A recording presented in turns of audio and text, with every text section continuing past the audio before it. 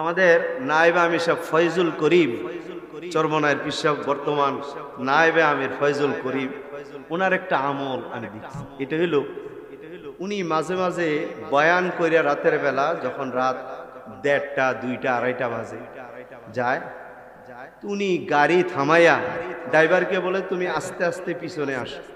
এই যে পথচারী আছে, এদের ঘর নাই, বাড়ি নাই, রাস্তার ধারে এরা শুয়ে থাকে। তো উনি শীতকালে কম্বল কিনে গাড়িতে পুরায় রাখে। তো উনি এক একটা কম্বল নেয় আর এই পথচারীদের উপরে আস্তে করে ছড়াই দিয়ে উনি চলে আসে। গরমকালে উনি কিছু খাদ্য কিনে আর টাকাগুলো হাতে নেয়, 500, 1000 টাকার নোট আস্তে করে তার হাতটা এইভাবে পড়ে আছে, হাতের মধ্যে দিয়ে চলে যায়। এটার নাম হলো গোপনে দান করা। আল্লাহর বহু ওলিরা আরে রাতের বেলা বের হইতো, যা পারতো গোপনে গোপনে মানুষের দরজার ভিতর দিয়ে দিয়াই।